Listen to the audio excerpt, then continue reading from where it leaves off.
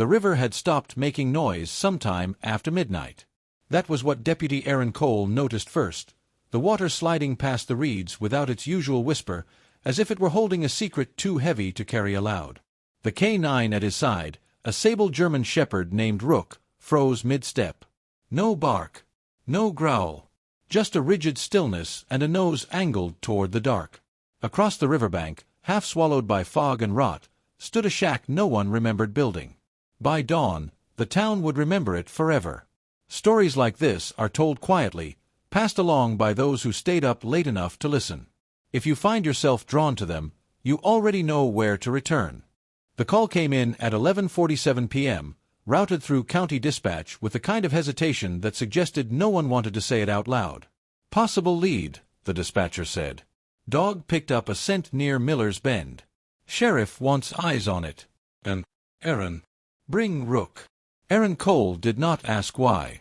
He slid his phone back into his jacket pocket and stood from the kitchen table, leaving his coffee untouched. The house creaked as he moved, an old sound from old wood, familiar as his own breathing. On the refrigerator, a photograph of his daughter stared back at him, Lucy at 8 years old, missing 2 front teeth, holding a fish she'd been too afraid to touch. He turned it face down before grabbing his keys. Rook was already awake. The dog rose from the concrete floor of the mudroom, muscles taut, ears forward. There was no tail wag, no excitement. Rook had learned the difference between work and play years ago, and tonight smelled like work. Real work. The kind that clung to a person long after they'd washed their hands. Easy, Aaron murmured, clipping the leash. Just another walk. Rook did not believe him. Miller's Bend lay 8 miles south of town, where the paved road gave up and surrendered to gravel. The river cut a slow curve there, wide and dark, bordered by scrub trees and long grasses that whispered even when there was no wind. It was the kind of place teenagers snuck off to drink and fishermen pretended they'd never been. 2 patrol cars were already there when Aaron arrived, their lights off, engines idling. Sheriff Helen Ward stood near the riverbank, her coat pulled tight, gray hair tucked under a knit cap. She looked older at night, as if the darkness weighed on her bones. "You're late," she said, not unkindly. "Traffic," Aaron replied, gesturing at the empty road. She almost smiled. Almost. Rook sniffed the air, then pulled toward the river with sudden insistence.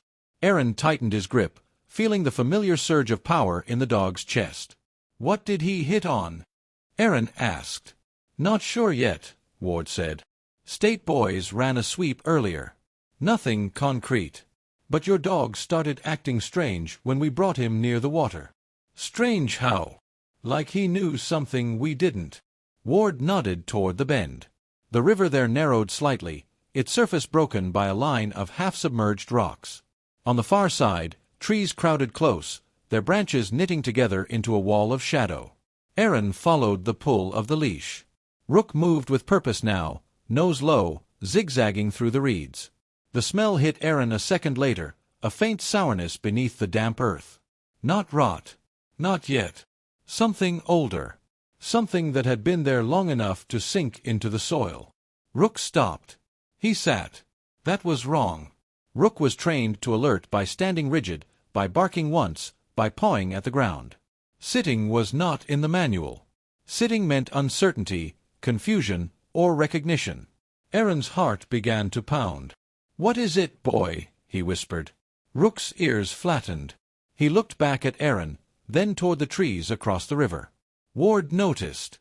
"That's not his signal." "No," Aaron said. "It's not."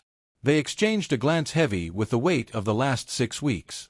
6 weeks since Emily Rourke vanished. Emily had been 19, home from her first year of college, working shifts at the diner and saving money she never got to spend. She'd left her house on a Friday night to meet friends and never made it back. Her car was found abandoned near the old grain silos. Her phone turned up 2 days later in a drainage ditch. After that, nothing.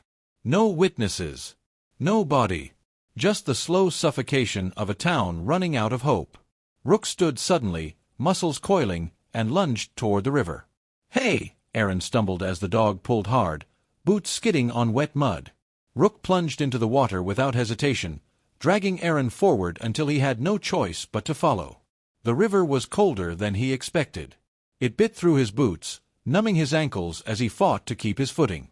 Rook swam strongly, cutting a straight line toward the far bank. "Damn it," Ward muttered behind him. "Get a light on them." A beam sliced through the darkness, bouncing off the water's surface. For a moment, Aaron lost sight of the dog, panic flaring in his chest. Then Rook's head emerged, teeth clamped onto something pale and waterlogged. It was a strip of fabric. Rook dragged it onto the bank, shaking water from his coat. The fabric snagged on a root, stretching, revealing a faint floral pattern beneath the mud. Ward crouched beside it, her face tight. "That looks like a dress," Aaron finished quietly. He recognized it too. He'd seen it in the missing person photos. Blue cotton, white flowers. Emily Rourke had worn it the night she disappeared. The river, it seemed, had finally decided to speak. They called it in protocol, kicking in like muscle memory. Photographs were taken. Evidence bags produced. The fabric was handled with care, as if it might shatter. Rook did not move. He stood facing the trees, body rigid, a low sound vibrating in his chest. Not a growl, not a whine, but something in between. A warning. Aaron followed his gaze. "There's something over there," he said. Ward hesitated. Search teams already swept that side. They didn't have Rook. Silence stretched between them, broken only by the distant croak of frogs. Ward exhaled slowly. "All right," she said. "But we do this by the book." They crossed again, this time by boat. The aluminum hull scraped softly against the bank as Aaron stepped out, Rook leaping ahead. The forest here was thicker, the ground uneven. Old footprints crisscrossed the mud, deer, raccoon, human, but most were blurred by time. Rook moved fast now, confidence returned. He led them through the trees, deeper and deeper, until the river was no more than a suggestion behind them. And then they saw it. The shack sat in a small clearing, barely visible beneath vines and moss. Its roof sagged, boards gray and split with age. A single window stared out, dark and blind. No light, no sound, no sign anyone had been there in years. "I've never seen that before," Ward whispered. "Neither has anyone else," Aaron said. "That's the problem." Rook stopped 10 feet from the door and barked once. Sharp. Final. Aaron's pulse thundered in his ears. He unholstered his weapon, Ward doing the same. They approached slowly, boots crunching on gravel. The door was unlocked. It swung inward with a groan that seemed too loud for the night. The smell hit them first. Not death. Not exactly. Something chemical. Metallic. Old blood layered beneath disinfectant and river damp. Ward raised her light, sweeping the interior. The shack was empty. No furniture. No bedding. Just a concrete floor stained dark in places, walls lined with hooks and nails. In the center of the room sat a metal table, bolted to the ground. Straps hung loose from its sides, cracked with age. Aaron swallowed hard. "This isn't a hunting shack," Ward said. "No," Aaron agreed. "It's a waiting room." Rook padded forward, nose pressed to the floor, tracing a path toward the back. There, half hidden by a tarp, was a trapdoor. Ward lifted the tarp with a gloved hand. The wood beneath was newer than the rest of the shack. Recently replaced. Aaron felt a chill crawl up his spine. "Call it in," Ward said, her voice steady but strained. "We've got probable cause." Rook sat again. That same wrong signal. Aaron knelt beside him, placing a hand on the dog's neck. "What is it, boy?" Rook looked at him, eyes dark and knowing. Then he stood and backed away from the trapdoor, as if whatever lay beneath was not meant to be found slowly. The trapdoor opened with a sound like a held breath finally released. Deputy Aaron Cole braced himself as Sheriff Ward pried it up, the hinges protesting softly, reluctantly, as though they had hoped to stay forgotten. The beam of Ward's flashlight slipped downward into darkness, illuminating a narrow wooden staircase descending into the earth. Cold air rose from below. Not fresh cold. The kind that had been sealed away, stagnant and heavy with memory. "Jesus," one of the deputies behind them whispered. Aaron didn't respond. His attention was on Rook. The dog had retreated to the edge of the room, body tense, ears pinned back. Rook was trained for chaos, gunfire, screaming crowds, blood. This wasn't that. This was something older, quieter, wrong in a way instincts recognized before reason could. "You don't have to," Aaron murmured, though the words were more for himself than the dog. Rook did not move. Sheriff Ward took the first step down. The staircase creaked beneath her weight, each sound magnified in the tight space. The walls were packed earth reinforced with rough planks, damp to the touch. Mold crept along the corners in pale blooms. The smell intensified with every step, iron and rot, yes, but also bleach. Someone had tried to clean this place. Someone had failed. At the bottom was a single room. Small. Windowless. Lit only by the cone of Ward's flashlight. Aaron's stomach tightened. There were mattresses on the floor, thin, stained, stacked carelessly against one wall. Buckets sat in a corner. A drain ran down the center of the concrete floor, its grate rusted, clogged with hair. And on the far wall, nailed neatly in a row, were photographs. Not random snapshots. These were surveillance images, printed on cheap paper, curled at the edges.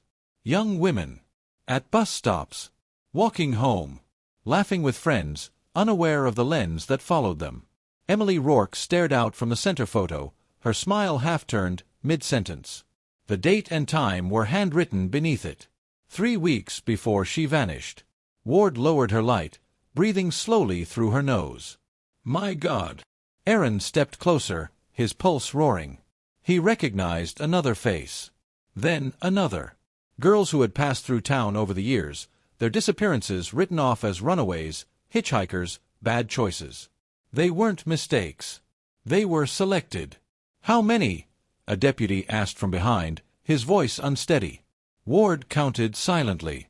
"At least 12. Aaron's gaze drifted back to the floor. To the drain. To the faint scratches on the walls, gouges where fingernails had torn against concrete. Rook barked sharply from above. Then another sound cut through the air, faint, distant, unmistakable. A voice. "Help." It was so soft Aaron thought he'd imagined it. Then it came again. "Help, please." Ward snapped her light toward the sound. "Did you hear that?" Aaron was already moving. The voice wasn't coming from the basement room, it was deeper. Muffled. Somewhere beneath the floor. "There's another level," he said. They found it behind the mattresses, a second trapdoor, smaller, almost hidden. The wood was darker, newer still. Ward hesitated this time. "Backup is 20 minutes out," she said. Aaron met her eyes. "That voice won't last 20 minutes. Silence stretched. Then Ward nodded. They opened it. The ladder descended into a pit barely large enough to stand in. The air was thick, humid, alive with the smell of fear. Aaron climbed down first, boots sinking slightly into mud at the bottom. His flashlight swept across the space. A young woman lay curled against the wall, wrists bound, ankles bruised. Her hair was matted with blood. One eye was swollen shut. She flinched at the light, raising an arm weakly. "It's okay," Aaron said quickly, forcing calm into his voice. "You're safe now. We're police." Her lips trembled. "He's coming back." "No," Ward said firmly from above. "He isn't." The girl sobbed, a sound so raw it scraped something deep inside Aaron's chest. He cut the restraints carefully, hand steady through force of will alone. "What's your name?" he asked. "Mara," she whispered. "Mara Klein." Aaron froze. That name had been on a cold case file. 10 years old. Closed. Mara Klein had disappeared while passing through town on a road trip. Declared dead after 2 years. "You've been here. How long?" Ward asked. Mara's gaze drifted, unfocused. "I don't know. Days. Weeks. Time doesn't work down here." Aaron helped her up, feeling how light she was, how easily her bones shifted beneath his hands. As they guided her toward the ladder, Ward's radio crackled. "Sheriff," dispatch said. "We've got movement near the perimeter. One individual approaching from the North Trail." Ward's jaw tightened. Description. Male. Late 50s to early 60s. Unarmed as far as we can tell. He's calling out for you by name." Aaron's blood ran cold. Ward looked at him sharply. "Did you tell anyone we were out here?" "No," Aaron said. "Just you. Dispatch."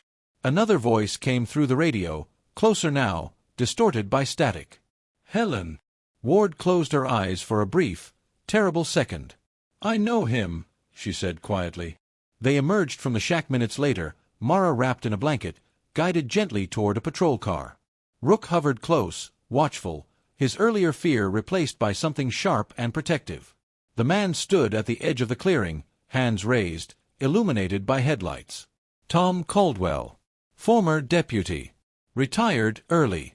Widower. Volunteer at the food bank. A man who had shaken Aaron's hand 100 times, who had taught him how to read river currents, how to gut a deer cleanly. Tom smiled sadly when he saw them. "Helen," he said, "I was hoping it wouldn't come to this." Ward drew her weapon. Her voice shook despite herself. "Get on your knees. Now." Tom obeyed slowly, lowering himself onto the damp ground. "You shouldn't have come here with the dog." Aaron felt sick. "You knew about Rook." Tom glanced at him. "Of course I did. I helped train him." The weight of that landed like a blow. Ward's finger trembled on the trigger. "How long?" Tom considered the question, as if it were philosophical. "Longer than you'd like. Shorter than it feels." "Emily," Aaron said, his voice barely under control. "Where is she?" Tom's eyes flicked toward the river. "The river gives things back eventually." Ward stepped forward, fury cutting through her shock. "You helped investigate those disappearances. You stood in those families' homes." Tom nodded. "That was the hardest part. And the easiest." Aaron couldn't breathe. Every memory twisted now, every shared coffee, every laugh at the diner. "Why?" Ward demanded. Tom looked at her then, really looked, and something like grief crossed his face. "Because no one was watching. Because this town forgets people. Because I could." The betrayal was complete, absolute. Sirens wailed in the distance. Tom smiled faintly. "I won't fight you."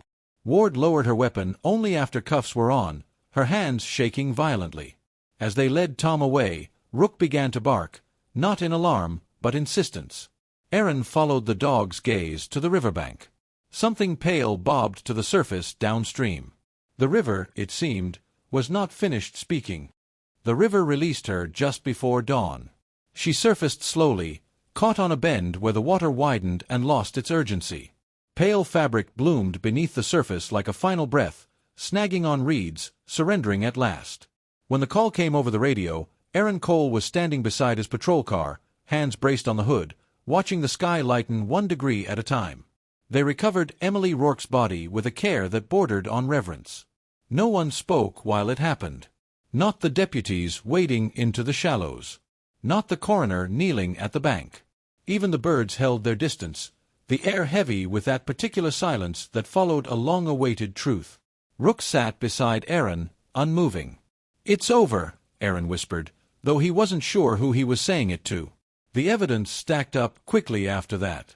Too quickly, some said. Confessions, corroboration, physical proof pulled from the shack and the basement and the quiet spaces in between. Tom Caldwell talked once the lawyer arrived, then stopped. He offered details with surgical precision, correcting dates, filling gaps no one had known existed. He did not apologize. He did not ask forgiveness. He simply explained. By noon, the case that had hollowed out the town for 6 weeks, and haunted it for decades beneath the surface, was closed. The news vans came by afternoon. Cameras clustered near the sheriff's office, reporters speaking in low, excited tones, careful not to look too eager. Sheriff Helen Ward stood at the podium, her face drawn, eyes rimmed red, delivering facts without embellishment. "A suspect is in custody," she said. "1 survivor has been recovered. The remains of Emily Rourke have been found. There is no ongoing threat to the public." Someone shouted a question about how this could have gone unnoticed for so long. Ward paused. "This town trusted someone who knew how to earn that trust," she said finally. "That's something we'll have to live with." She stepped away before anyone could ask more. Mara Klein was transferred to a hospital 3 counties away under an assumed name. Doctors spoke cautiously about prognosis, physical recovery likely, psychological wounds harder to chart. Erin visited once, standing awkwardly in the doorway while she slept, her chest rising and falling in a steady rhythm that felt like a small miracle. She woke briefly, her eyes finding him with surprising clarity. "You came back," she said. "Yes," Erin replied. "We did." She nodded, as if confirming something to herself. "The dog," she murmured. "He knew." "He did," Erin said. "He always does." Mara's fingers tightened around the blanket. "Tell him thank you." "I will." She closed her eyes again, exhaustion reclaiming her. Erin left without another word. Tom Caldwell died 2 nights later. "A heart attack," the coroner said. "Stress-induced. Clean. Unremarkable." He collapsed in his holding cell just after midnight, alone, his confession already signed. Some people said it was a mercy. Others said it was unfinished business. Erin felt neither relief nor anger when he heard. Just a hollow quiet, as if the last note of a song had faded and left only the echo. Ward did not comment publicly. She did not attend the press briefing announcing the death. Instead, she drove to Miller's Bend alone and stood by the river for a long time, watching the water move past as it always had. She took early retirement 2 weeks later. At her small farewell gathering in the station break room, she shook Erin's hand last. "You did good work," she said. "So did you," Erin replied. She met his gaze, something unreadable passing between them. "Some things don't balance out," she said. "But you keep going anyway." He nodded. That night, her office light was dark for the first time in 18 years. The shack was demolished by order of the county. No ceremony. No announcement. Just heavy machinery grinding wood and concrete into indistinguishable rubble. The pit was filled in, the ground leveled, the trees left standing. Within a month, grass had begun to grow. People still drove past Miller's Bend, slowing without quite knowing why. Parents held their children's hands a little tighter. Doors locked earlier. Lights stayed on longer. The town remembered, even as it tried to move forward. Emily Rourke was buried on a clear morning beneath a sky so blue it felt unfair. The church overflowed. Erin stood at the back with Rook, hat in hand, listening as people spoke about Emily's laugh, her stubbornness, her plans. Her mother caught Erin's eye as the casket was lowered. She nodded once. There was no gratitude in it, no accusation. Just acknowledgement. It was enough. Weeks passed. The river returned to its old sounds. Frogs sang. Water whispered against stone. The world insisted on continuity. Erin returned to routine, traffic stops, noise complaints, paperwork that smelled faintly of ink and coffee. Rook resumed training, chasing decoys, mastering drills as if nothing had changed. But some nights, when the house creaked and the refrigerator hummed, Erin found himself staring at the photograph of Lucy again. She was older now, living 2 towns over, calling every Sunday. "You okay, Dad?" she asked once, her voice careful. "I am," he said. "Just tired." He did not tell her about the shack, or the basement, or the way trust could rot quietly, undetected, until it collapsed under its own weight. Some things were not meant to be passed down. Late one evening, Erin took Rook back to the river. Not on duty. No radio chatter. Just a leash and the sound of water moving through dark. They walked along the bank until they reached the bend where it had begun. Rook sniffed the ground, then looked up at Erin, tail wagging once, brief, restrained. "That's it," Erin said softly. "Nothing else." Rook sat. This time, it was the right signal. Erin knelt, resting his forehead against the dog's. "Good work," he whispered. "You ended it." The river flowed on, indifferent, carrying no more secrets worth keeping. Behind them, the town slept. And for the first time in a very long while, it slept without waiting for something terrible to surface.